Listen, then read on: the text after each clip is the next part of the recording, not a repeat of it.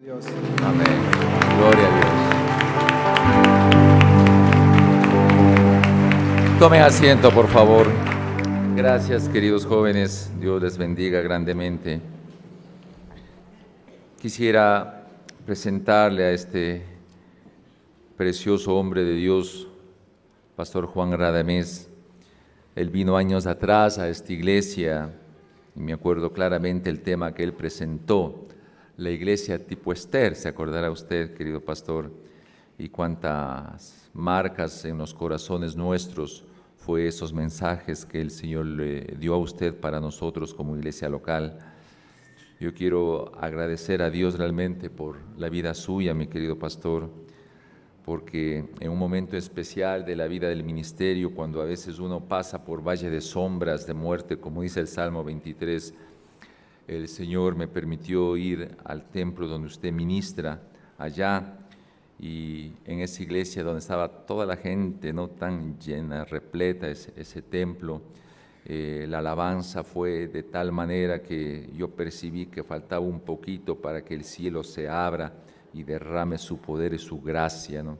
Había la presencia de Dios tan palpable, tan real, que la densidad, por así decirlo, se podía percibir, se podía sentir, y eso realmente marcó mi vida. Y cuando usted, pastor, en ese tiempo del sábado, que oró realmente por mí, y yo me sentía tan poca cosa, pero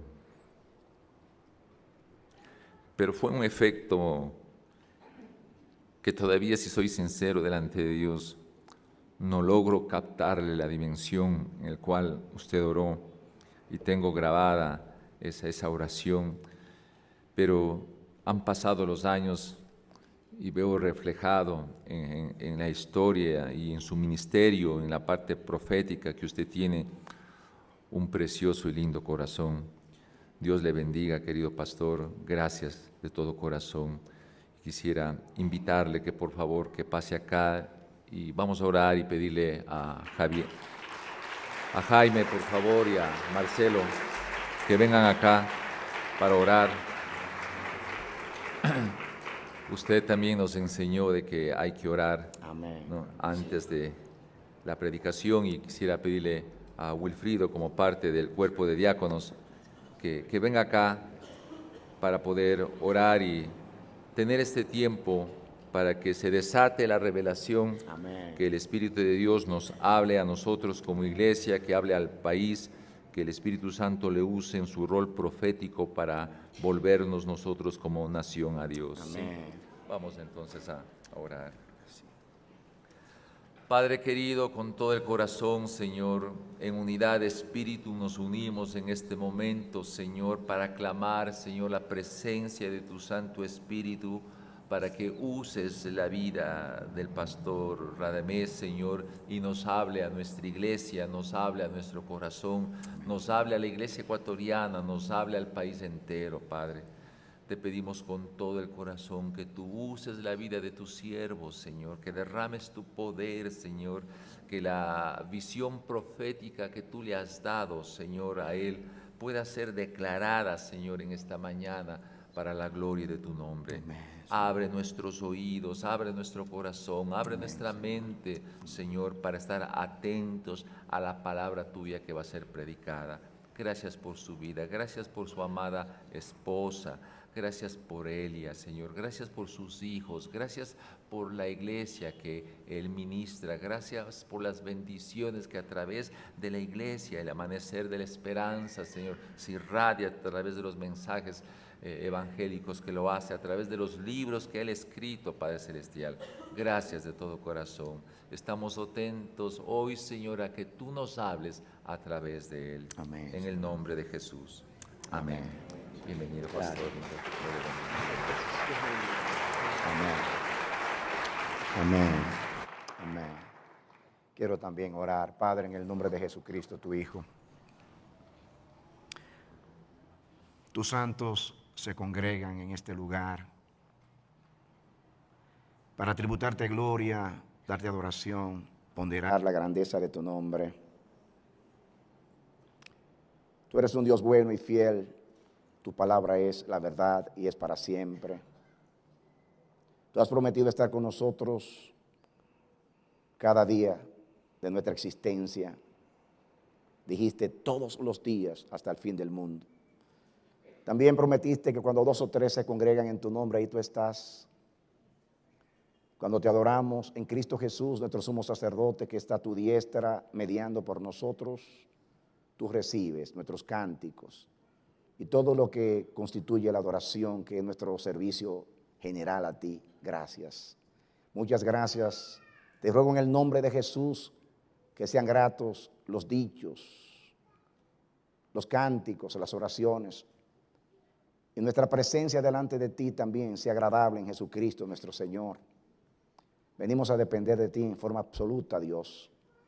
Gracias porque nos diste fe para creer y para confiar en ti como Padre, como Señor, como Rey, en todos los aspectos de tu revelación. Gracias por estar en esta congregación, Señor. Gracias. Gracias porque tú pusiste en el corazón de tu siervo, Pastor Luis, que yo sea instrumento en este momento para, Dios, exponer la palabra, para como siervo tuyo ceñirme y servir el alimento, la ración de este día para tu amada iglesia. Gracias, muchas gracias. Gracias por la vida también de tu siervo Luis. Tu espíritu me da testimonio que él es un verdadero israelita en el cual no hay engaño, Dios. Tu espíritu me da testimonio que él quiere agradarte, que él quiere cuidar sus pasos en tus caminos. Y te doy gracias porque tú has estado con él y con esta congregación hasta el día de hoy. Venimos, oh Dios, y vengo en nombre de ellos a presentar una ofrenda de reconocimiento. Todo lo que es esta iglesia desde su origen hasta hoy es simplemente la manifestación de tu misericordia. Por tu gracia están firmes, Señor. Gracias por la honra que tú has dado a esta casa y la oportunidad de servirle a esta comunidad donde ha sido establecida. Muchas gracias, oh Dios. Señor, te presento el servicio de esta iglesia como una ofrenda y te ruego que se acepte delante de ti. Que esta oración sencilla y humilde de tu siervo trascienda, que sea grabada en tu memoria para siempre, para que tu nombre, tus ojos y tu corazón sean con esta casa. Guarda esta casa del maligno, pon muro y antemuro alrededor de esta casa y por favor no permitas que el adversario entre de ninguna manera. Oro por los líderes de esta congregación, especialmente los que presiden en el gobierno de esta iglesia. Te ruego por ellos para que sean iluminados y guiados por tu espíritu en cada decisión. Oro por los que sirven en todos los ministerios, Dios, aunque sean sencillos y humildes. Que tú des a esta iglesia la gracia y la bendición para que ellos te sirvan, Dios mío, en amor, en eficacia. Y sobre todo que lo que ellos hagan para ti sea cubierto y arropado por el manto y la supereminencia, la excelencia de los méritos de nuestro Señor Jesucristo. Gracias, sean bendecidos los niños, los jóvenes, cada miembro de cada familia. Oro por el sacerdocio de los varones, para que ellos puedan, Señor, como ministros tuyos, llevar a su congregación a ti, que es su hogar, su familia. Como sacerdotes puedan entrar al santuario, encender la luz del candelero, poner los panes, encender, quemar el incienso y poder entrar a la presencia como sacerdotes. Jehová Dios, y que las mujeres, las esposas sean idóneas, sean virtuosas, sujetas a sus maridos en el temor de Dios. Y que los maridos gobiernen sus casas como Cristo gobierna la iglesia, en paciencia, en amor y siendo un ejemplo para su casa. Sean bendecidos los esposos y las esposas y los hijos. Bendita sea la descendencia de esta casa, Dios, para siempre. Guarda esta casa de escándalos, de malos obreros, de perros y de mutiladores del cuerpo. Y Dios mío, haz que esta iglesia crezca en todo, en aquel que es la cabeza. Eso es Jesucristo. Yo te cedo mi corazón, mis pensamientos, que ninguna palabra mía, torpe, humana, Dios mío, pueda brotar de mi boca, sino lo que es santo, lo que edifica, lo que consuela, lo que exhorta. Palabra tuya, Dios mío, palabra revelada. Desata tu bendición, Señor. Danos un corazón tal que te temamos, que te amemos. Condúcenos por senda de justicia por amor de tu nombre, Dios. Oro por la iglesia de Ecuador. Oro por los ministros, Dios mío, tus ministros. Te oro por ellos para que sean conducidos en tu amor y en tu temor. Oro por la unidad del cuerpo de Cristo en Quito y en todo Ecuador. Oro, Señor Dios, por los que gobiernan esta nación. Oro por el presidente, oro por los senadores, los alcaldes y todos los que gobiernan en todos los niveles del gobierno de esta nación. No importa de qué partido, a qué partido pertenezcan. Tú nos has ordenado orar, Dios mío, por los que están en autoridad para que gobiernen bien, sobre todo en tu temor. Muchas gracias por ser generoso y bueno. Bendícenos ahora a través de la palabra. Danos ojos para ver, oídos para oír y corazón para entender. Oro, Señor, con humildad y confiado en aquel que está a tu diestra. Nuestro sumo sacerdote y a la vez nuestra ofrenda, Jesús. Gracias. En el nombre de Jesús. Amén. Den un aplauso al Señor. Y celebre conmigo su presencia aquí. Gracias sean dadas al Señor. ¿Cuántos de ustedes creen que Dios, cuando nos sometemos al Espíritu, nos habla? Dios habla por su palabra, habla a través de los siervos de Dios, nos habla por una puerta cerrada y nos habla por una puerta abierta. Cuando estamos en comunión con Él a través del Espíritu Santo, Él comunica los pensamientos de su corazón a nuestras vidas. Y desde que recibí la invitación de parte de Pastor Luis de estar aquí con ustedes, he estado en oración, en meditación, para que Dios me indique cuál es la palabra para esta ocasión. La verdad que mi mente estuvo de aquí para allá. El pastor me expresó que él estaba exponiendo una serie de mensajes acerca del Apocalipsis. Y bueno, yo me alineé por ahí también. Quise ser obediente y quise someterme. Y la verdad tenía un lindo mensaje acerca del Apocalipsis. Pero sinceramente él estaba como imponiendo algo al Señor de mi parte, ¿no? No era tanto lo que el pastor me sugirió, sino otro mensaje del Apocalipsis, que es un mensaje que yo sé que no se va a edificar, pero desde que yo comencé a orar, yo vi que Dios me puso el pensamiento en una porción bíblica. Y créanme que rehusé, evadí, traté. El Señor tuvo que luchar conmigo, honestamente. Pero Dios me ha indicado a mí algo en el proceso de la revelación de su voluntad, en el proceso de consultarle. A veces Él me dice, eso que yo te estoy pidiendo, ¿tú lo quieres hacer? Y yo dije, la verdad que no quiero predicar eso que tú me estás diciendo. Dice, pues entonces, si no es tuyo, es mío. Dios me dice, si alguien viene, si un profeta o alguien te dice, así te dice Jehová, saca $1,000 del banco y dáselo al hermano fulano que lo necesita. ¿Cómo tú sabes que es Dios que te está hablando? Si tú no quieres sacar los $1,000 del banco. Pues tú sabes que de ti no va a surgir ese pensamiento de sacar los $1,000 del banco. Porque la bondad viene solo de Dios.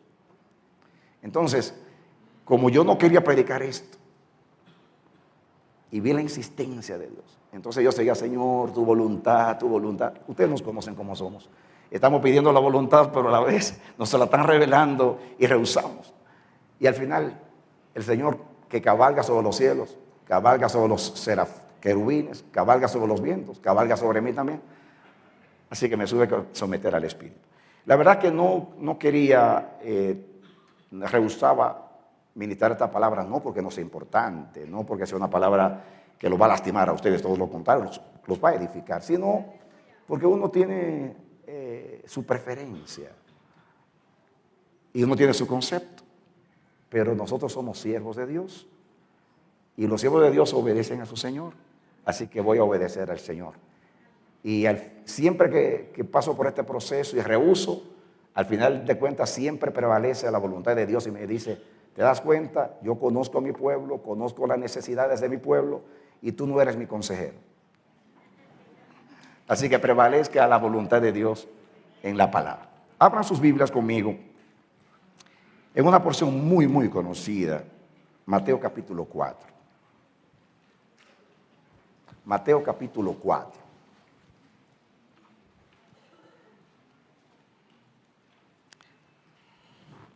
Es una palabra muy sencilla, pero es una palabra que seguro nos va a edificar y nos va a marcar, porque nos vamos a sentir identificados con lo que Dios nos va a decir a nosotros. Es un mensaje necesario y oportuno, no solamente en el día de hoy, sino siempre en nuestra vida personal y también como congregación de Dios. Dice aquí, Mateo capítulo 4, leemos desde el verso 1 hasta el 11. Entonces Jesús fue llevado por el Espíritu al desierto para ser tentado por el diablo.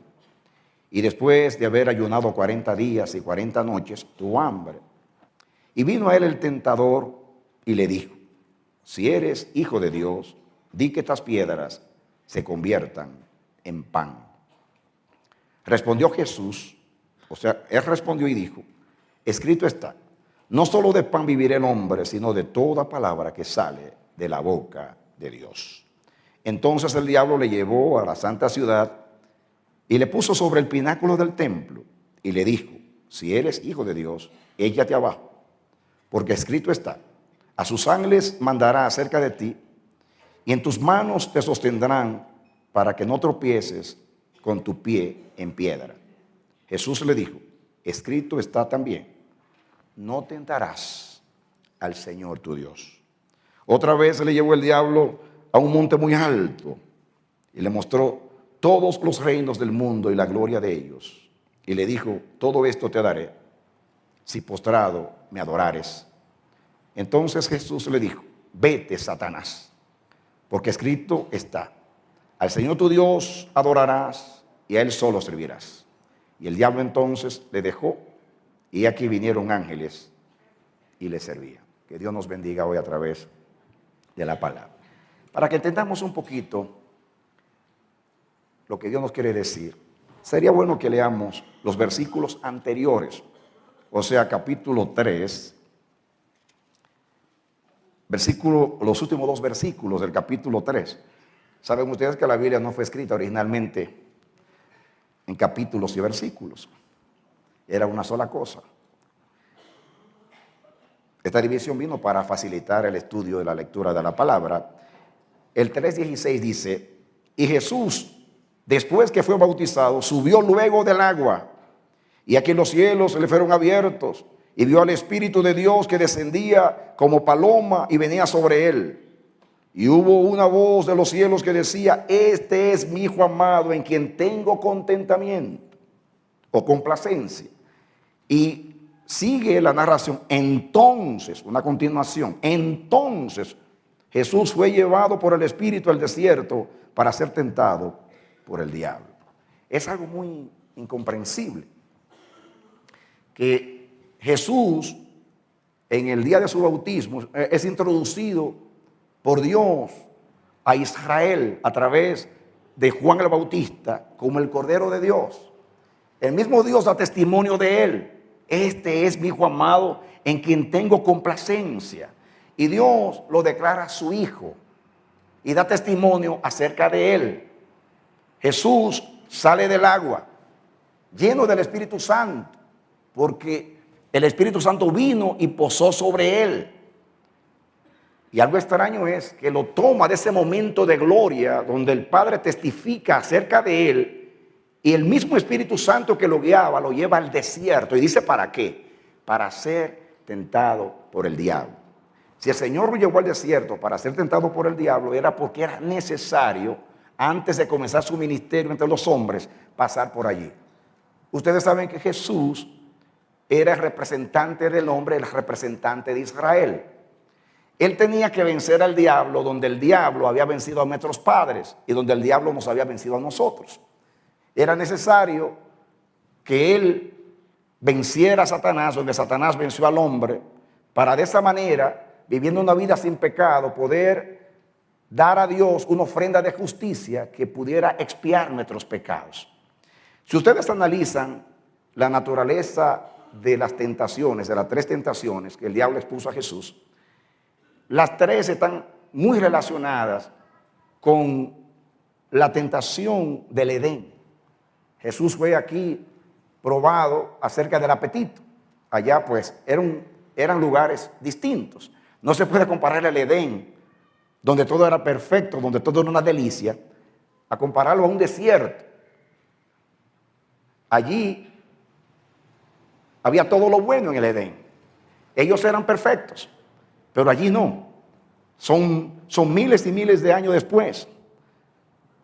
Años de degeneración, donde el mal prevalecía en todas sus formas. Jesús fue tentado igual que nuestros padres. El diablo, a través del apetito, quiso probar a nuestros padres. La tentación del diablo a Eva era que comiera del árbol. Después le apela al espíritu de grandeza. Le dice, si tú comes, tú serás como Dios.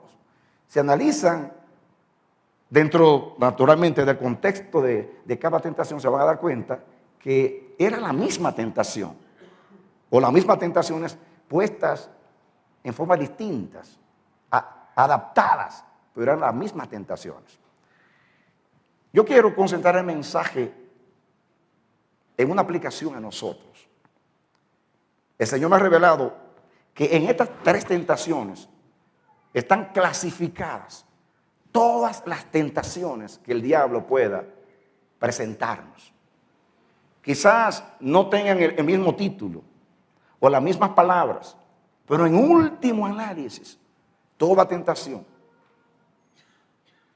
expuesta o presentada por el diablo a nosotros están acá, en esencia. Por eso es importante mirar aquí, lo que dice aquí. Quiero que vean a Jesús como el vencedor, el que ocupó el lugar nuestro y venció. El diablo se había jactado de que había vencido a todo ser humano hasta ese momento, pero ahora estaba tentando a uno que no pudo lograr que se sometiera a su tentación. Pero Jesús también estaba representando a Israel como nación. Ya van a ver en algo que vamos a estudiar acá. Pensemos en la primera tentación. Miren ustedes, dice aquí: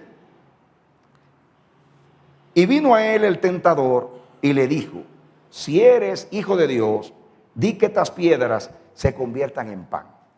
El original no está en forma condicional, como dudando si tú eres hijo de Dios. El original dice, por cuanto eres hijo de Dios. No lo está negando. Inclusive yo veo hasta cierta ironía, porque en los versículos anteriores Dios da testimonio desde el cielo y dice, este es mi hijo amado en que yo tengo complacencia. El diablo se siente molesto que Dios a un ser humano le llame hijo. Naturalmente sabía quién era Jesús y sabía que Jesús estaba representando a la humanidad, así que le molestó al diablo. Naturalmente, en el proceso de su decadencia, o sea, él llega a percatarse que desde que fue echado del cielo, para él no había ninguna esperanza. Así que él odia a la humanidad y él odia el propósito de Dios. Cuando oye a Dios declarar a Jesús, hijo, mi hijo amado, en quien tengo complacencia, eso le molestó al diablo. Por eso las tentaciones, él persiste en decir, si eres hijo de Dios o por cuánto eres hijo de Dios, haz esto. Es un reto, una provocación, pero a la vez hay una ironía en el mensaje. Y en ese sentido una molestia, porque Dios lo declara hijo de Dios. Así se siente el diablo cuando Dios te declara a ti hijo de Dios. No hay nada que moleste más al diablo que Dios a los hijos de Adán caídos los llame hijos suyos. Y no importa lo que piense el diablo, lo importante es lo que piensa Dios. Somos hijos de Dios. En esto se ha manifestado el amor de Dios en nuestras vidas, que Dios nos llame sus hijos. Juan dice, mirad cuán amor nos ha dado el Padre, que seamos llamados hijos de Dios. Somos nacidos de Dios, no hemos nacido de carne y de voluntad humana, sino de Dios. Somos declarados hijos de Dios con Jesús y en Jesús. Y eso molesta al enemigo. Y él quiere contrarrestar eso. Y él quiere tratar de que no vivamos como hijos de Dios, separándonos de Dios y de su palabra y de su propósito. Ahora, yo voy a comparar las tres tentaciones y vamos en la comparación vamos a sustraer enseñanzas aquí. Y vamos a ver un panorama distinto. Fíjense, Jesús fue llevado al desierto a ser tentado, a ser probado por Dios. Él no fue guiado allí a un restaurante a comer. Tenemos que tener mucho cuidado cuando vamos a una misión de Dios. Cuando nosotros estamos en una misión de Dios, en una asignación de Dios, no podemos actuar como si fuera algo nuestro. No tenemos la autoridad de decidir por nosotros mismos, sino sujetos a Dios, el que nos envió. Y eso fue lo que hizo Jesús. Por eso no cayó en tentación, porque sabía por qué estaba allí. Yo veo aquí, mis hermanos, escuchen, se lo voy a poner así. En las tres tentaciones van a ver que hay tres lugares. Tres lugares. Van a ver que hay tres tentaciones diferentes. Por ejemplo, primer lugar. En el primer lugar yo veo, el primer lugar de la tentación tiene que ver con la vida diaria, con la vida personal.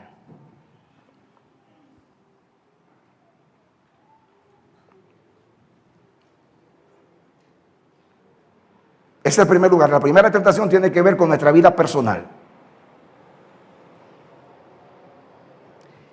Y en la vida personal, el lugar es el lugar de la necesidad. Diga, la vida diaria, diga conmigo, la vida diaria, la vida personal, y la tentación consiste en la necesidad. Si hay un área donde el diablo tienta mucho, es en la necesidad, en la carencia. Cuando nuestras necesidades no están siendo suplidas, nuestras expectativas en Dios no se logran. En el caso de Jesús, dice ahí que tenía 40 días sin comer y sintió hambre. El diablo había planificado por años esta oportunidad. Él dijo, tengo que buscar la ocasión. Esto no es como Eva, que era inocente, ingenua, en un ambiente donde el pecado no se conocía. No, estoy aquí tentando al Hijo de Dios, al sometido al Padre, al perfecto Jesús. Así que él andaba buscando el momento. ¿Cuántos saben que el diablo busca los momentos? Especialmente los momentos de necesidad. ¿Quién aquí puede decir que no tiene necesidades?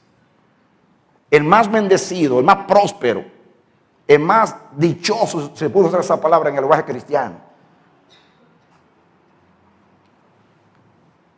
Tenemos todos necesidades. Quizás nunca hemos sufrido hambre, pero hay otras carencias en nuestras vidas. ¿Cómo nos comportamos con relación a nuestro Dios y su palabra cuando estamos en necesidad?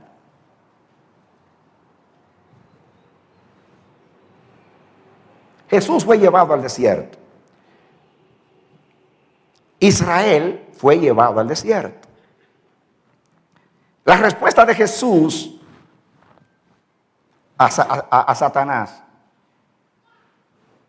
no solamente de pan vivirá el hombre, sino de toda palabra que sale de la boca de Dios. Está citando el texto y vamos a ir allá. Yo quiero que usted ponga algo en su Biblia acá y venga conmigo a Deuteronomio capítulo 8, de donde Jesús citó la Escritura. Y van a ver ustedes acá una enseñanza. Para que vean que la tentación tenía mucho que ver con la representación de Israel. En otras palabras, donde Adán le falló a Dios, Jesús tenía que vencer. Y donde Israel le falló a Dios, Jesús como hijo de Dios tenía que vencer. ¿Por qué? Porque Adán era hijo de Dios e Israel era hijo de Dios. Y el diablo se jactaba de que él había vencido a los hijos de Dios. Ahora Jesús, en representación de todos los hijos de Dios, pero caídos, viene ahora a vencer al diablo donde el diablo nos venció. Miren aquí, capítulo 8, por favor, de Deuteronomio. Vamos a ver este pase. Preste atención. Dice el primer versículo: cuidaréis de poner por obra todo mandamiento que yo os ordeno hoy, para que viváis y seáis multiplicados y entréis y poseáis la tierra que Jehová prometió con juramento a vuestros padres. El versículo 2 dice: y te acordarás de todo el camino por donde te ha traído Jehová tu Dios estos 40 años en el desierto.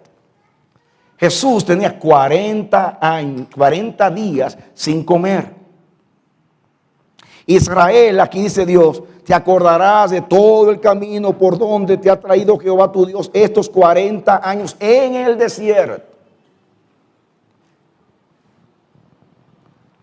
Fíjense la relación. Escuchen ahora. Para afligirte. El propósito del desierto es para afligirte. Para probarte. Diga, afligirte. Probarte. Pero miren la razón. Porque Dios nunca aflige involuntariamente o innecesariamente a sus hijos. Todo tiene propósito. Para saber lo que había en tu corazón. Si habías de guardar o no sus mandamientos. En otras palabras, cuando el Señor nos aflige, nos prueba, nos priva de algo o nos somete a cierta situación o a cierto grado de fuego de prueba, no es para lastimarnos o hacernos daño. A los que aman a Dios todas las cosas les ayudan a bien. Dios tiene un propósito superior más allá que suplir una necesidad temporal. Dios quiere alcanzar algo en el carácter, algo en el propósito. Tú y yo no estamos aquí ocupando un espacio. Hay un propósito de Dios en nuestras vidas. Tú no viniste a este mundo al azar o fortuitamente, viniste con un propósito. Dios no te salvó a ti. Dios no te salvó a ti para librarte del infierno. Tampoco para vaciar el infierno. Tampoco para llenar el cielo. Dios te salvó a ti para la alabanza de su gloria. Te salvó para que tú le sirvas por toda la eternidad. Alábale, bendícele. Amén. Eso es adorarle. Cuando yo oro a Dios y le digo: Señor, ¿cómo tú sometes a tus santos a estas situaciones que vivimos? El mundo va de mal en peor, los hombres engañando y siendo engañados. El hombre le ha dado la espalda a Dios, hay blasfemia. Todo es lo contrario a Dios. Y la iglesia está sometida, está en este ambiente de este mundo infernal. Y digo: Dios, Señor, ¿hasta cuándo? Y dice Dios: yo no puedo intervenir hasta que no se cumple mi propósito. ¿Por qué? Porque la tierra es un experimento de Dios. La tierra es un taller de Dios. Aquí nosotros estamos ensayando para el cielo. Hay algo que Dios tiene que lograr en este mundo antes de llevarnos allá. Tenemos que llegar a un grado de santificación antes que entremos a la glorificación eterna. Dios quiere lograr algo, Dios quiere manifestar algo. Yo no lo sé todo. La Biblia no lo revela todo. Pero lo que revela es suficiente para saber que no estamos aquí simplemente, no estamos fortuitamente, no estamos aquí en casualidad. No son las circunstancias que nos gobiernan. De Jehová son los pasos del hombre. De Jehová son los pasos del hombre. El plan ha sido trazado desde la eternidad. Todo lo que te sucede a ti es parte del plan amoroso de Dios. No hay nada que sea casualidad. Todo es plan de Dios. Amén. El que no cree en la soberanía de Dios va a tropezar. Dios es soberano. Dios es Padre. Dios dijo: yo estaré contigo todos los días hasta el fin del mundo. Él no te va a exponer innecesariamente. Hay un propósito. Si Dios te aflige, es porque quiere probar lo que hay en tu corazón. No porque Dios no lo sepa, sino para que tú lo sepas. para que tú sepas cuáles son las áreas débiles en tu relación con Él. Pero fíjense, miren ustedes el versículo 3. Y te afligió y te hizo tener hambre. Aquí no fue el diablo. Y te afligió y te hizo tener hambre y te sustentó con maná, comida que tú no conocías, que no conocías tú ni tus padres la habían conocido. Escuchen, para hacerte saber, eso es propósito, que no solo de pan vivirá el hombre, sino más de todo lo que sale de la boca de Jehová vivirá el hombre. Ahí está la explicación. Yo te hice tener hambre, yo te afligí, yo te privé de agua en el desierto, yo te privé de alimento en el desierto. Yo quería saber lo que había en tu corazón. Yo te quería procesar, porque mis hermanos, el desierto tiene dos propósitos. El primero es hacer olvidar a Egipto. Y segundo, conocer al Dios a donde vamos a habitar en Canaán. Nadie pasa el desierto en un helicóptero o tirado de un paracaídas. Nadie se ha librado del desierto. Ni Jesús fue librado del desierto. El desierto es la escuela de Dios con cada hijo suyo. Y cuando nosotros no entendemos algo, Dios nos lleva al desierto. Hay una diferencia entre cautividad y desierto. Cautividad, Dios te lleva a la cautividad cuando Dios te habla y tú no oyes, y tú te rebelas contra el consejo de Dios y obstinadamente desafía la palabra de Dios, como pasó con los contemporáneos de Jeremías, que no oyeron a Dios. El cautiverio es donde Dios te envía para que los enemigos te enseñen lo que yo no pude enseñarte como padre y maestro. Pero el desierto es diferente. En el desierto Dios nos lleva a aprender lo que es necesario aprender. Y cuando no entendemos algo, nos lleva allí. Dice a través del profeta, te llevaré al desierto para hablarte al corazón. David fue muy sabio. Y cuando pecó contra Dios, Dios le puso los dos castigos. Le puso la cautividad. Te voy a entregar tanto tiempo en las manos de los hombres, o yo te voy a castigar. Y dice, no. No me entregues en la voluntad de los enemigos. Prefiero que tú me castigues porque tú eres misericordioso. Fue la decisión entre cautividad y desierto. No, yo prefiero que tú me enseñes porque tú sabes enseñar. Pero no me avergüenza en las manos de los enemigos. Cada vez que tú no quieras aprender algo que Dios te está enseñando, Dios te va a llevar al desierto. Y si tú te rebelas, te va a entregar a la cautividad. Esa es la forma de Dios. Así está revelado. Ahora, volvamos ahora al pasaje que estamos estudiando. Mateo capítulo 4. Y pensemos ahora en Jesús. Miren, la primera tentación era, el propósito de Satanás era hacer que Jesús actuara independientemente de la voluntad de Dios.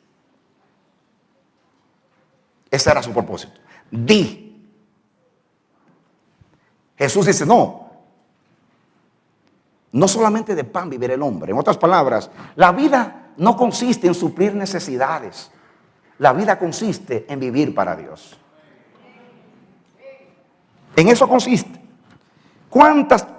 Mis hermanos, cuántas necesidades pueden haber en nuestras vidas? Necesidades urgentes, necesidades de casa, a veces problemas de casa, hambre, trabajo, deudas, problemas de salud, problemas familiares, en fin, muchos problemas, necesidades. Es difícil, mis hermanos, someterse a la voluntad, a la palabra de Dios cuando hay necesidades. Hay necesidades que son urgentes. En el aspecto emocional necesitamos ser amados, aceptados, comprendidos. Todo ser humano para ser feliz necesita reconocimiento, que se le reconozca lo que hace. Son necesidades emocionales. En el aspecto físico tenemos necesidades. ¿Cómo reaccionamos cuando perdemos la salud, perdemos el trabajo, tenemos problemas que no nos entendemos con la pareja? Nuestros hijos se van a las drogas, en fin, tantos problemas. Son necesidades. Y el enemigo se aprovecha en las necesidades para hacer que nosotros actuemos independientemente de Dios. Miremos el cuadro en Israel. Israel salió de Egipto con brazo poderoso. Dios abre el mar rojo, cruzan el mar rojo. Los enemigos vienen detrás. Los enemigos son anegados en las aguas. Moisés pone la vara, perecen todos los enemigos. María toma el pandero y comienza a profetizar, a engrandecer a Dios. Grande Jehová, digno de ser alabado. No hay nadie como nuestro Dios. Él es guerrero, Él es Jehová de los ejércitos. Y todas las mujeres se unen a María y todos van detrás cantando y alabando al Señor. Momento de victoria, de euforia, de intervención de Dios. Veían a Dios pelear al favor de ellos. Y aquellos que los habían oprimido por 400 y más años eran ahora humillados por Dios. Y Dios hace justicia a su pueblo y salen con grandes riquezas. Y luego convierte los dioses de Egipto en plagas para los egipcios. Y ahora viene y trae venganza, destruyendo el ejército del faraón. Ay, están celebrando. Dios se está manifestando. Bendito sea el nombre del Señor. Pero dice la palabra de Dios que siguieron caminando. Llegaron a Mara y el agua era amarga. Y el pueblo comenzó a quejarse. Dios entonces hace un milagro y endulce el agua y todo muy bien. Ahí celebran también. Dicen, eso lo narra capítulo 14 y 15 de Éxodo. Entonces llegan a un lugar y dice que al pueblo le falta agua. El pueblo comienza a murmurar contra Dios. Ahí viene, te hice tener sed para ver lo que había en tu corazón. Pero dice, comienza entonces todo el capítulo 16 diciendo, y llegaron al desierto de Sin. Y yo cómicamente te voy a decir, el desierto de Sin es sin agua, sin comida, sin alimento, sin novia, sin esposo, sin trabajo. Ese es el desierto de Sin. Y ahí estalló todo en el desierto de Sin, cuando faltó el agua. Y eso es lo que nos pasa cuando llegamos en nuestra realidad, en nuestra experiencia, al desierto de Sin. Jesús estaba en el desierto sin comida, 40 días, sentía hambre, una necesidad imperiosa, urgente. Es ahí donde el diablo le dice, tú eres hijo de Dios, tú tienes autoridad, usa tu autoridad. Eso es una contradicción a lo que oímos hoy. Tú estás enfermo, usa tu autoridad, tú eres un hijo de Dios. La fe, mis hermanos, no niega la realidad. La fe vence la realidad. Hay personas que quieren ser tan idealistas en la fe que se están pudriendo de un cáncer y dicen, no, yo no estoy enfermo, yo estoy en victoria total. No, tú estás mal. La fe no niega la realidad. Caleb y Josué dijeron, hay gigantes. Parecemos como langostas delante de ellos. Hay muros altos, hay ciudades fortificadas. No podemos pelear contra ellos. Pero Jehová pelea por nosotros. Jehová los ha abandonado a ellos y está con nosotros. Nos lo comeremos como pan. Noten que la fe no niega la realidad. La fe vence la realidad.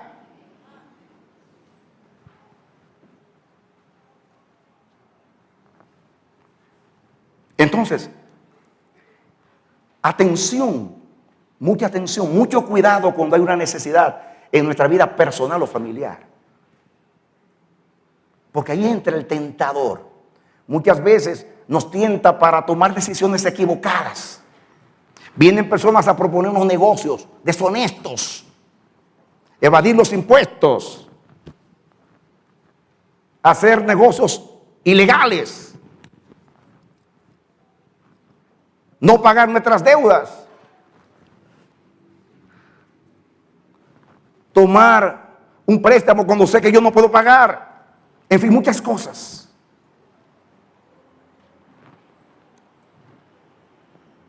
Pero lo más peligroso de todo es cuando el enemigo nos fuerza o nos quiere llevar a ese estado donde actuemos independientemente de la palabra de Dios. Fíjense, di que las piedras se conviertan en pan. Habla, usa tu autoridad.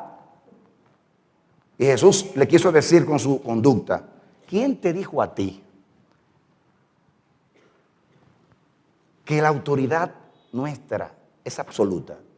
La autoridad que se nos da es delegada como hijos. Y la autoridad siempre debe ser usada para someternos a Dios y agradar a Dios. Y no para suplir una necesidad nuestra o salir de un aprieto, una situación difícil. Entonces, identifiquemos bien el lugar. El lugar es el lugar de la necesidad, la primera tentación. Propósito del diablo, que tomemos decisiones independientemente de la palabra de Dios.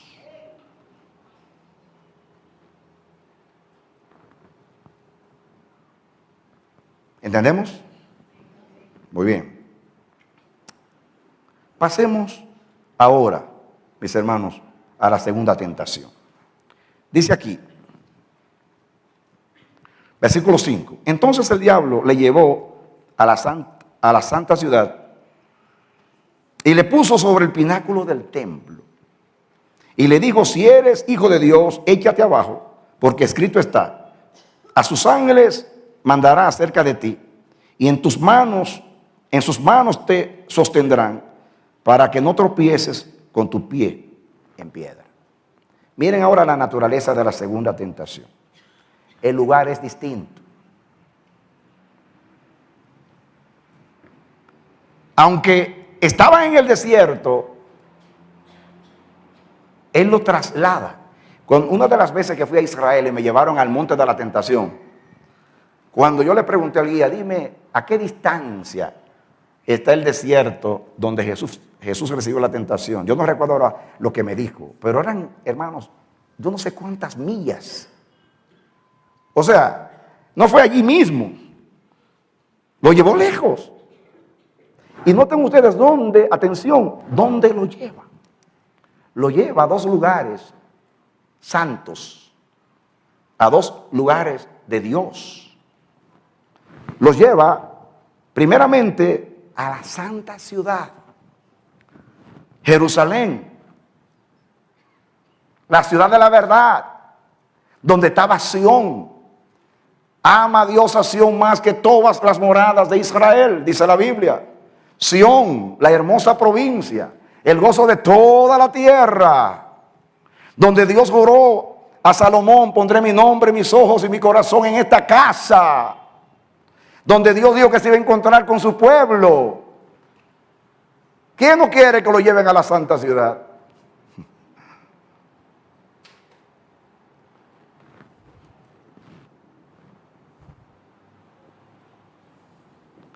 Entonces el diablo le llevó a la santa ciudad y le puso sobre el pináculo del templo, lo más elevado del templo, lo subió.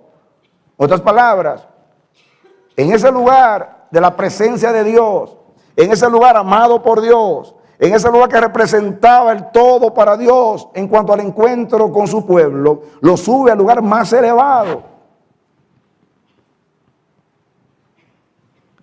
Y ahora, la tentación ya no es personal en el aspecto de la vida diaria, sino algo espiritual. ¿Ven la diferencia? Allí es suplir una necesidad que tiene que ver con mi vida personal, mi vida diaria, mis asuntos propios personales. Aquí la tentación es espiritual. ¿Pueden ver la diferencia? Y para que haya una tentación espiritual, te voy a llevar a lugares espirituales. El diablo es sabio.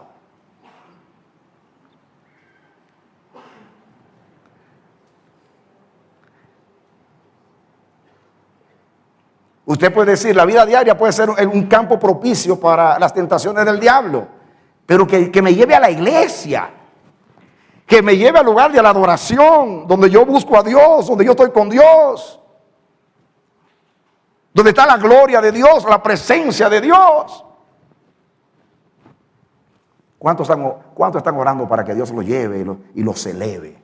Y el diablo aquí elevó a Jesús y lo llevó a lo más alto. Espiritualmente podemos decir, lo elevó bien, bien alto en lo espiritual. Lo llevó al templo, a la presencia de Dios. Y entonces, como lo lleva a un lugar espiritual, entonces la tentación es espiritual y lo tienta en el área de la fe. Porque la fe es espiritual. La fe es un don de Dios. La fe viene de arriba. Sin fe es imposible agradar a Dios. La salvación es por fe. Por fe andamos y no por la vista.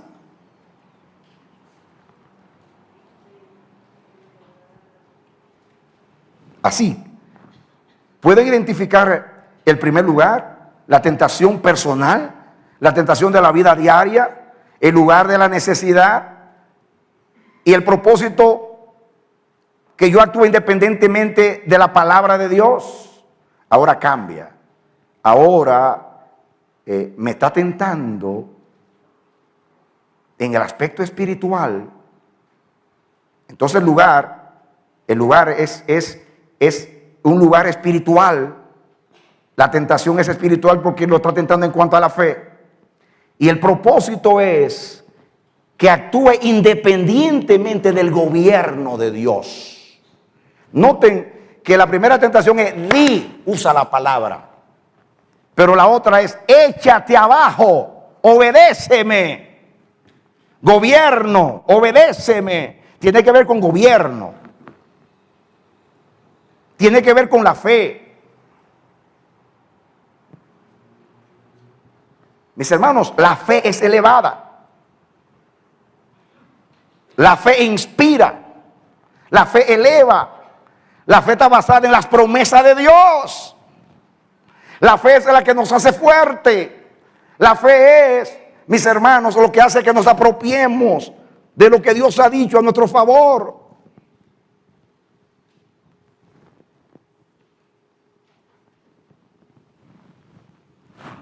Pero ¿saben ustedes?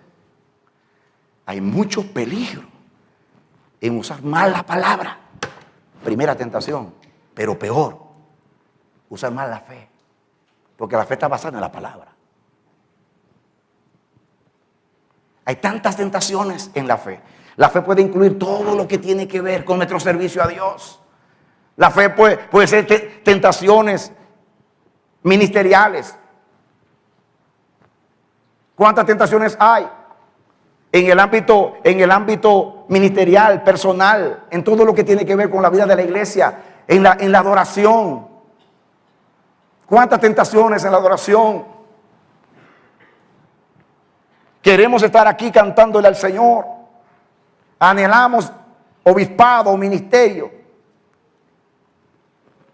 Queremos ser incluidos, queremos ser nombrados en la iglesia. Muchas veces, ustedes saben los grandes problemas. Hoy nosotros vivimos en un tiempo donde en la iglesia se le hace culto a la fe y no al Dios de la fe. Uno de los mensajes que estaba en mi mente, pastor, se llamaba así: uno mayor que el templo está aquí. Peleé yo, tenía ese mensaje en mi cabeza. Cuando vi dije, oh Señor. Porque pensé que el mensaje tenía que ver que a veces le damos más culto al templo que al Dios del templo. Que muchas veces elevamos más el mandamiento que al Dios de la obediencia. Que fue lo que le pasó a los judíos. Mis hermanos, yo puedo detenerme aquí y hablar de tantas barbaridades que pasan en la iglesia en esta área de la fe. Porque la fe eleva. La fe incluye los dones de Dios, el carisma, las manifestaciones del Espíritu, la unción. ¿Cuántos, mis hermanos, nos quieren inspirar usando la fe?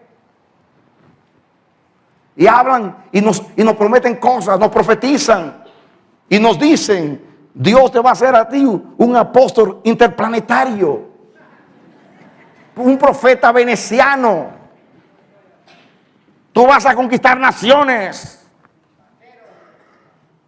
Dios te va a usar a ti para doblegar al mundo. Y usted se siente, usted lo inspira a la fe. Mira lo que dice la Biblia. Y toman la Biblia, mis hermanos, y con la misma Biblia hacen como es el diablo. Nos elevan al pináculo del templo. Nos elevan y nosotros nos sentimos, mis hermanos, nos sentimos flotando como los apóstoles, los profetas, los grandes ministros. Tú vas a llenar estadios, las multitudes vendrán a ti y harás milagros extraordinarios. Y te está llevando al pináculo del templo. Te está llenando de ilusiones de fe y de promesas y de cuantas cosas. Y usted está flotando y usted le pasa por encima a los líderes y no se somete a la iglesia porque mira lo que Dios me dijo a mí. Y para yo cumplirlo, yo no puedo someterme a ningún gobierno de ninguna iglesia local. Así que yo voy a hacer lo que Dios me dijo, le voy a obedecer a Dios. El diablo subiéndote al pináculo del templo, al pináculo ministerial, hablándote cosas más grandes que las que Dios se propuso hacer contigo. Cuidado con esa tentación. Mis hermanos, el peligro del diablo no es que es sabio. Si vamos a analizar al diablo, es un torpe, porque el que se levanta contra Dios es un necio. El diablo no tiene nada de sabio, porque usa la sabiduría para engañar como astucia. No es nada de sabio. El diablo no es peligroso porque es sabio, tampoco es peligroso porque es viejo. El diablo es un peligro, ¿saben por qué? Porque estuvo con Dios y conoce las cosas de Dios y las sabe usar para matar y destruir. No hay un peligro más grande en la iglesia que un ungido carnal. ¿Sabe lo que es un ungido carnal? Esos predicadores que tienen unción, pero que no te llevan a Dios, te llevan a ellos, te llevan al ministerio, te extravían. Son los que te suben al pináculo del templo, te llevan bien elevado, te hacen promesas que Dios no ha dado. Orgullo, altivez, espíritu de grandeza. Te llevan a la competencia con los hermanos. Te llevan como Penina a menospreciar a Ana, porque Penina tenía muchos hijos. Y como tengo una iglesia grande y un ministerio internacional, por eso puedo humillar a las iglesias pequeñas. La altivez, el orgullo, eso es llevarte al pináculo. Al pináculo. Cuando yo entré al ministerio, yo veía a los grandes predicadores, Billy Graham, Jimmy Swaggart, y yo me llené de sueños espirituales. Y mis hermanos me sentían un pequeño redentor. Yo soñaba. Me di cuenta que el diablo me estaba llevando al pináculo del templo. ¿Cuántos sueños espirituales? Esos predicadores nos llevan a soñar. Yo recuerdo predicaciones, vislumbra. El que no vislumbra nada alcanza. El que a nada la apunta, a nada llega. Sueña para Dios, vislumbra para Dios. Y los sueños al final se convierten en pesadillas. Porque cuando el diablo te sube, después él te dice que te tires. O él te empuja. Cuidado con los sueños espirituales que no tienen nada que ver y están divorciados con el plan perfecto que Dios tiene en tu vida. Decidamos ser lo que Dios decidió que seamos y no lo que Dios no quiere que seamos. Elévense en la fe, pero no en la presunción. La presunción es una falsificación de la fe. Jesús se lo dijo, escrito está, no tentarás al Señor tu Dios. ¿Saben ustedes qué es lo que es tentar a Dios? Tentar a Dios significa tratar de obligarlo a actuar cuando Él no decidió actuar. Eso es tentarlo. Y estos predicadores nos enseñan a usar más la autoridad de Dios y a forzar a Dios como Ezequías. Tú sabes que yo cumplí la ley, tú sabes que he sido irreprensible, en todo te he desobedecido. Cuando Dios le dijo, prepara tu casa porque te vas a morir. Entonces comenzó a apelar a Dios, a decirle, Señor, yo soy fiel, Señor, he guardado la ley. Y según lo que dice la ley, el que guarda la ley es bendito. Y la largura de días o de años es una promesa para el que vive bien. Y yo he vivido bien. Dice Dios, ok, me forzaste, me tentaste a actuar, pues te voy a dar 15 años de vida. Le alargó la vida y de ahí nació Manasés.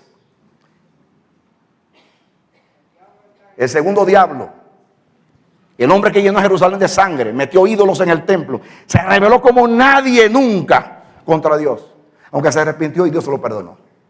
Cuando Dios a través de Nabucodonosor destruye el templo y destruye la ciudad de Jerusalén y se lleva cautivos a los judíos, mis hermanos, ¿saben ustedes cómo termina las crónicas diciendo? Y Jehová no pudo olvidarse del pecado de Manasés, lo perdonó, pero por causa del pecado, del exceso, del límite de iniquidad, Dios no pudo perdonar a Judá. Y eso tuvo que ver con que Ezequías tentó a Dios, obligándolo a actuar cuando Dios tenía otro plan. Lo mejor que puede acontecer en nuestra vida es el cumplimiento perfecto del plan de Dios.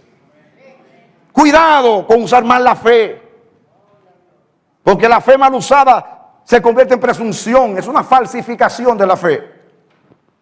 La fe te inspira en Dios, la fe te hace confiar en Dios, pero la fe no te aparta de Dios. Cuidado con la tentación espiritual. Échate abajo. Jesús, con la respuesta, le dijo al diablo: escúchame, yo no me voy a lanzar de aquí porque no soy suicida. Tú fuiste el que me subiste, no fue Dios. Así que bájame tú de aquí. Pero yo no me voy a tirar. El diablo le usa el Salmo 91 y le omite una palabra. Tírate porque cierto está. A sus ángeles mandará acerca de ti. Pero le omite que te guarden en todos tus caminos. Ahí se lo omite porque él sabe usar la palabra mal para engañar. Es un mentiroso y padre de mentira. Tercera tentación. Otra vez le llevó el diablo a un monte muy alto. Parece que al diablo le gusta elevar. Allí lo llevó al pináculo del templo. Pero ahora lo lleva a otro lugar. Esta es la tentación mundanal. La primera es tentación personal, la segunda es tentación espiritual y la tercera es tentación mundanal.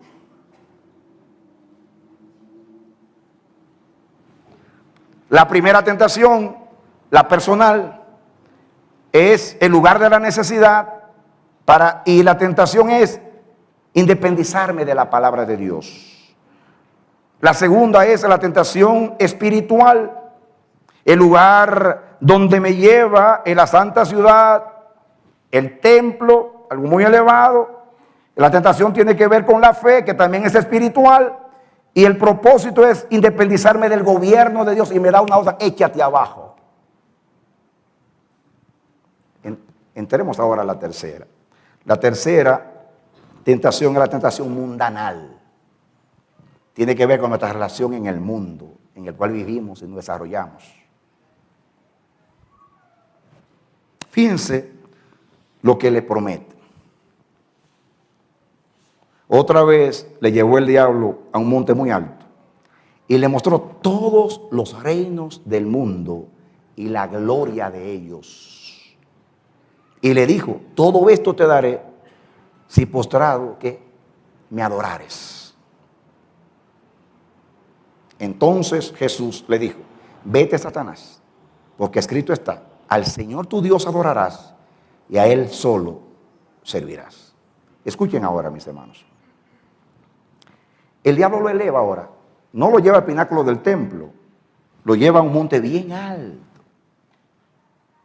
Y desde allí, de lo bien alto, porque el diablo es un ascensor, un elevador. Él sabe llevarte, te sube mucho. Yo tuviera tiempo, dijera tantas cosas de cómo el diablo nos eleva, con una falsa inspiración. Nos lleva a la codicia, tantas cosas, nos eleva.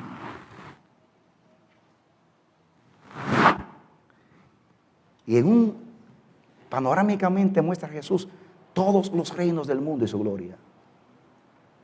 Y le dice: todo eso es tuyo con simplemente postrarte delante de mí. En cuanto a Jesús, era necio.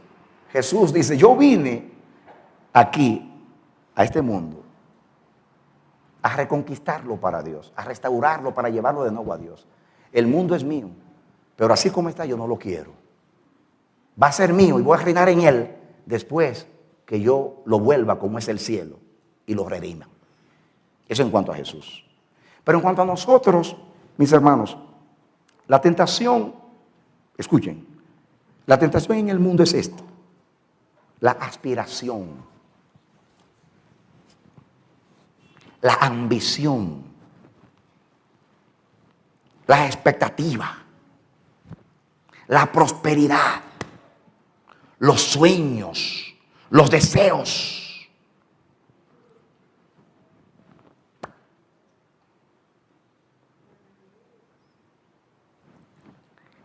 Todo lo que recibimos en el mundo hoy es motivacional. Estaba ahí en el hotel y escuchaba un conferencista que estaba hablando de un producto.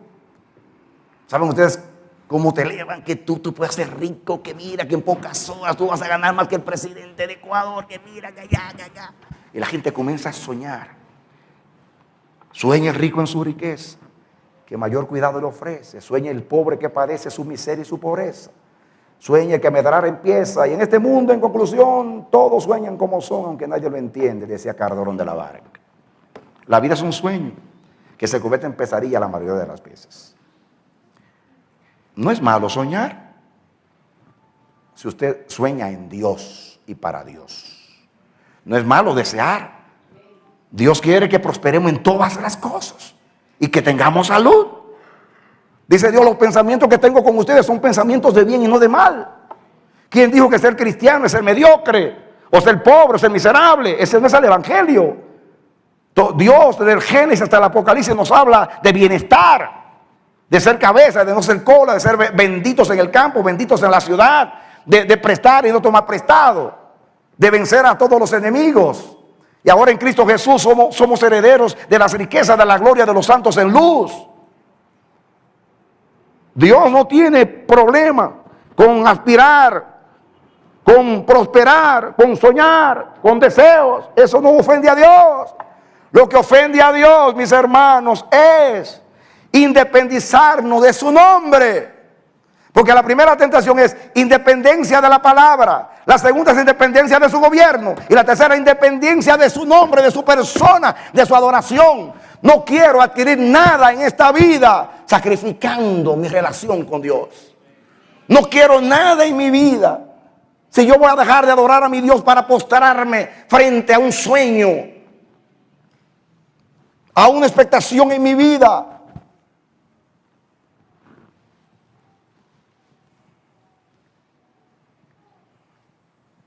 ¿Me comunico? ¿Pueden ver la diferencia? Deja que Dios te prospere, pero nunca tú dejes de adorar a tu Dios para postrarte frente a un sueño o a una aspiración o a una ambición. Acompáñala, alaba a Dios.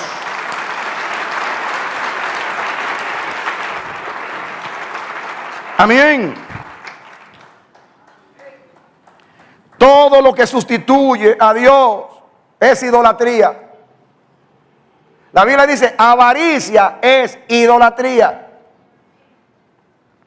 Todo lo que en tu vida compite con Dios se convierte en eso.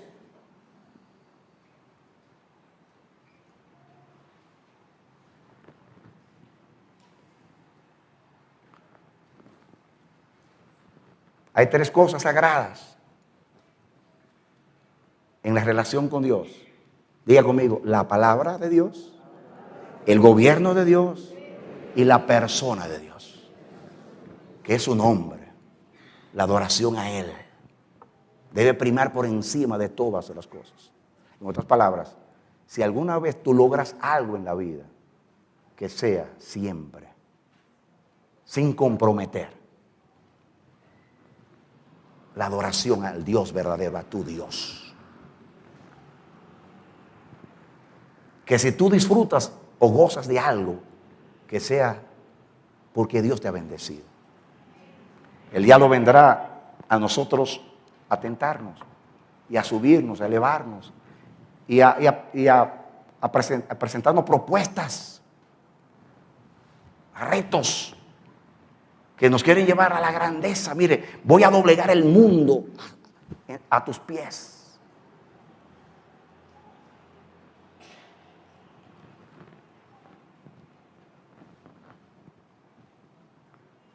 Este mundo es fantasía, es vanidad. Son oropeles. Este mundo es un espejismo. Te ofrece agua y te da arena. Recalco y digo, yo no estoy hablando haciéndole culto a la pobreza o la mediocridad. No. Dios prosperó y bendijo y prospera a sus hijos. Pero nunca a costa de traicionarlo a Él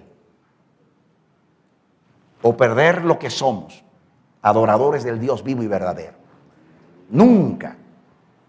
El nombre de Dios, la adoración a Dios debe ser sacrificada, comprometida o sustituida por ninguna ambición humana terrenal. Que si un día gozamos de cualquier cosa que sea honra de Dios, que sea siempre por agrado de Dios. Escúcheme, esta es mi conclusión. Dios me dijo a mí un día, en mi meditación, hay dos maneras de yo bendecir a mis hijos, o dos causas, dos razones. La primera es por compromiso, por pacto. Yo hago promesas y como soy fiel, cumplo las promesas. Por ejemplo, en mi relación con Israel, es un pueblo rebelde que siempre me ha traicionado, que siempre me ha dado la espalda, y yo sigo bendiciendo a Israel todavía. ¿Saben por qué? Porque yo soy fiel. Yo soy fiel. Y aunque ellos sean infieles, yo permanezco fiel porque yo no puedo negarme a mí mismo. Yo soy el fiel y el verdadero. En otras palabras, si la iglesia es infiel, Dios no va a ser infiel. Porque si es infiel, ya dejaría de ser el fiel y el verdadero. Él no va a ser injusto para pagarle a los injustos. No. Él es fiel. Y Él guarda verdad para siempre. Te lo voy a ilustrar de esta manera. Una vez alguien me dijo a mí, desafiándome, no sé por qué, hace muchos años, me dijo, ¿por qué las iglesias que predican la prosperidad y la fe son prósperas? Tienen tremendos edificios, mucha gente, mucha finanza y todo eso. ¿Por qué? Entonces hay un respaldo de Dios, me dice. Dios me hizo callar porque aún el necio cuando calla pasa por sabio. Así que me callé. Pero aquellas palabras me penetraron como un reto. Y me fui a mi Dios a consultarle. Y le dije, Señor, ¿cuál sería tu respuesta? Cállate necio. Y Dios, en un proceso mental, me responde. Y me dice, te voy a hacer preguntas y tú me respondes. Y me dice, ¿quién sacó a Israel de Egipto con brazo poderoso? Y yo dije, pues tú. Yo respondí a Jehová. Y él decía, ¿y quién humilló los dioses de Egipto y lo convirtió en plagas para ese pueblo? Y yo dije, Jehová. ¿Y quién fue el que hizo milagros, hizo diferencia entre los egipcios y entre los hijos de Israel, que mientras destruía ya había paz en Gosén? ¿Quién lo hizo? Y yo decía, Jehová. Y me dice, ¿y quién fue el que sacó a más de 1 millón de personas de Egipto con brazos poderosos, brazo extendido, brazo desafiante? Y lo llevó allí al mar rojo y con la vara de su autoridad le hizo camino en el mar, en los abismos para que pasara a su pueblo. Y yo digo, Jehová. ¿Y quién luego con la misma vara de su poder cerró el mar y destruyó a todos los enemigos del faraón, a todos los soldados del faraón, su ejército? Yo dije, Jehová. ¿Y quién fue aquel que hablaba a su pueblo? Como dice Moisés, ¿qué pueblo tiene dioses tan cercanos como está Jehová de ti, que te habla audiblemente desde la nube? Yo digo, Jehová. ¿Y quién fue el que alimentó a Israel por 40 años, haciendo un milagro cada día, enviando el maná? Yo digo, Jehová. ¿Y quién fue que cuando estaban sedientos abrió la peña y de la peña brotó el agua para mitigar la sed de su pueblo? Yo digo, Jehová. ¿Y quién fue el que peleó contra Amalek y los pueblos que amenazaban a Israel en el desierto? Y yo dije, Jehová. ¿Y quién fue el que los pastoreaba de día y de noche con la nube y con la columna de fuego respectivamente cada día? Y yo dije, Jehová. Y cuando yo estoy así diciendo Jehová, Jehová, Jehová, y me dice, ¿y quién fue el que dijo, por 40 años he estado enojado con esta nación? Yo dije, Jehová.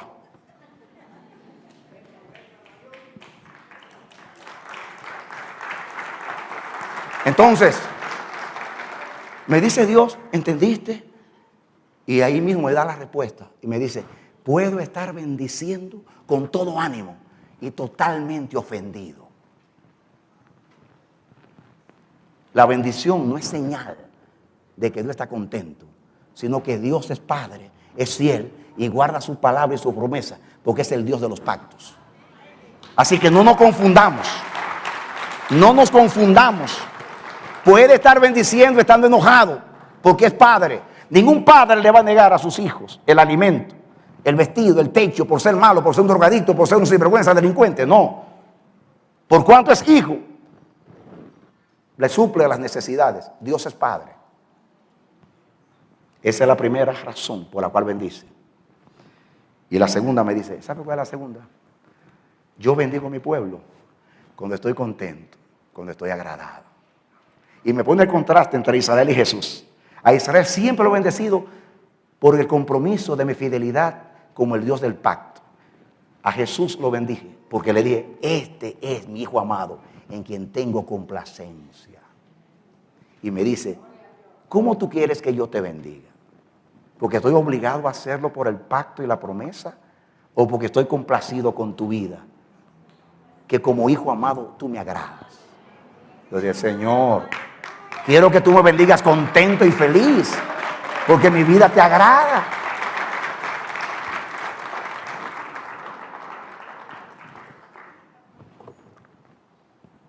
A un hijo cualquiera, usted le dice, un hijo malo, usted le dice, te tengo que bendecir aunque no quiera, porque te amo. Yo no sé por qué te amo, pero te amo.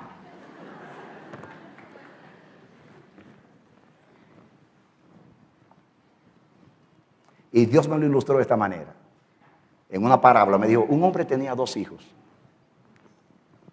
Escuchen, no es la parábola del hijo pródigo, es moderna. Me dice, un padre tenía 2 hijos. Uno era desde niño un delincuente, rebelde, contradictor, que los padres no salían de la escuela a escuchar quejas. Se juntó con malos amigos, se fue a la delincuencia, constantemente estaba yendo a la cárcel y saliendo. Y los padres tenían que estar con él en los tribunales. Y cuando el juez molesto decía, diga qué pata parió este huevo. Qué vergüenza para los padres. Cuando el juez estaba diciéndole a su hijo, delincuente, usted es un peligro para la sociedad. Usted es una lacra social. Usted no debió de nacer. Y los padres ahí, avergonzados. Así está Dios muchas veces de la mayoría de nosotros ahí avergonzados. Pero nos bendice, nos cuida, nos protege, nos da. Es bueno, mis hermanos.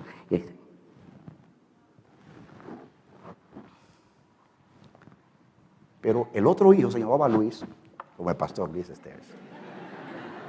Sí, el nombre que me dio fue Luis, es cierto. Amén. Y me dice Dios, Luis era todo lo contrario a su hermano. Obediente, sujeto, pulcro, limpio, humilde. Desde el primer grado hasta que se graduó de la universidad fue magna cum laude, lo mejor como estudiante. Cuando iban a las reuniones, los padres escolares, eso era a recibir felicitaciones. Qué muchacho, qué conducta ese Luis, qué inteligencia, qué dedicación, cuán aplicado es. Y los padres, pues, feliz o felices. Escuchen, el día de la graduación, se graduó de ingeniero, Luis, y el día de la graduación es la nota más elevada, magna cum laude, tiene el discurso de los méritos, y cuando le están entregando los diplomas a todos, y cuando viene el nombre del de último para el discurso, levántense los padres. Y cuando mencionaron el nombre de Luis, los padres estaban sentados diciendo, ese es mi hijo, ese es nuestro hijo. Desde niño ha sido así. Pero ese niño es excelente. Y se miraban para todos los lados para decirle a todos los que estaban a los lados, ese es mi hijo, ese siempre ha sido así. Y orgullosos. Y cuando él sale para recibir el diploma y los honores, ahí llaman a los padres, van los padres detrás. Felices. ¿Qué diferencia uno tenía que estar en la cárcel con el delincuente? Feliz. Termina la graduación, termina todo. Y los padres le tienen una sorpresa, un regalo de graduación a Luis. Y se sientan los padres, con lágrimas en sus ojos. Le dicen, Luis, hable padre, tu madre y yo queremos expresar nuestra gratitud a Dios, a ti. Tú eres un alivio, tú eres un regalo, tú eres una recompensa para nosotros.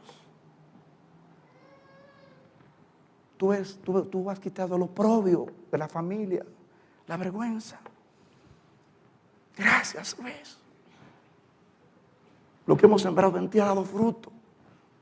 Nuestro trabajo no ha sido en vano, Luis. No sabes lo felices que nos ha hecho toda la vida. Y tu padre y yo queremos, tu madre y yo queremos expresarte nuestro cariño, nuestro afecto de esta manera. Tú sabes que hemos trabajado toda la vida y tenemos unos ahorritos. Tenemos alrededor de unos $50,000 en el banco, que es el esfuerzo de toda la vida. Y Luis, tu madre y yo hemos decidido sacar ese dinero y comprarte un auto para que cuando tú comiences a trabajar, tú tengas tu propio auto.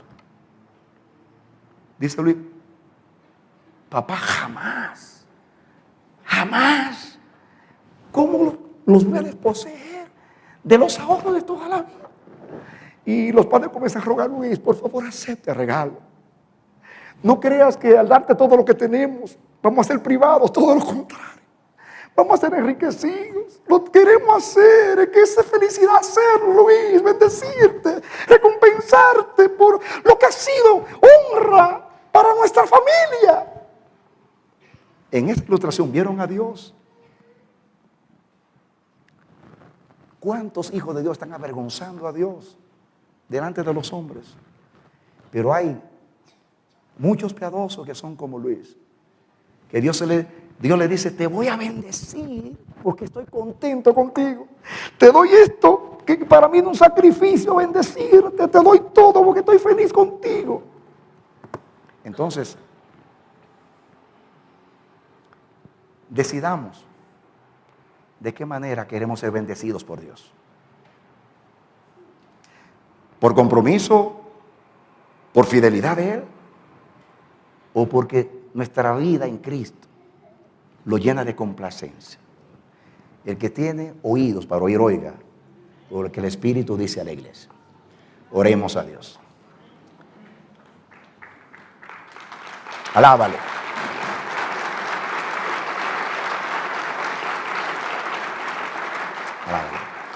Padre bendito, en el nombre de Jesucristo, tu Hijo, yo no puedo ni pretendo hacer más que lo que pueda hacer tu palabra en los corazones. Ya tu palabra ha sido depositada. Confío en el efecto de la palabra en los corazones de un pueblo que te quiere oír. Guárdanos de la tentación de actuar independientemente de tu palabra, independientemente de tu gobierno, e independientemente de tu persona y de tu nombre.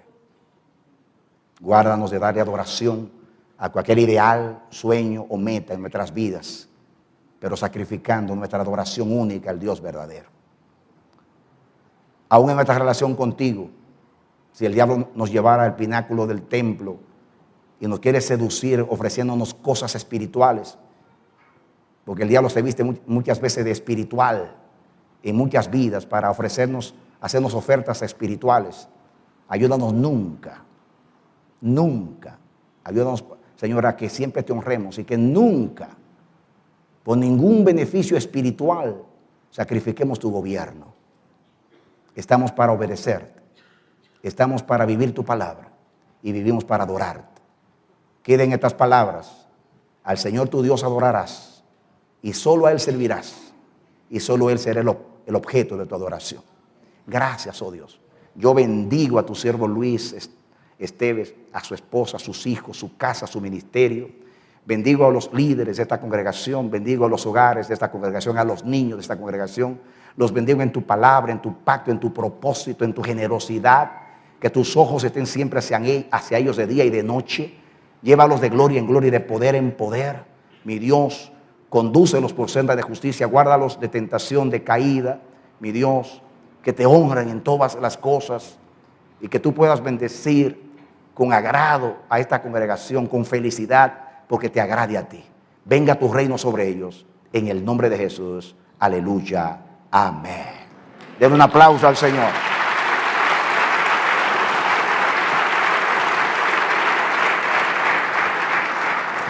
Dios le bendiga. Sí. Quisiera solamente, de parte de la iglesia, ¿no?, tener un enorme agradecimiento por su vida y su ministerio, y que el Señor le lleve a diferentes tierras, como usted mencionó el día de ayer, el que es enviado lleva. Y creo que usted nos ha traído acá una mayor bendición para esta casa. Gracias de todo corazón. Queremos que mi esposa le entregue a su esposa una cosita muy chiquita, pero para que pueda recibir un agradecimiento de parte nuestra. Amén.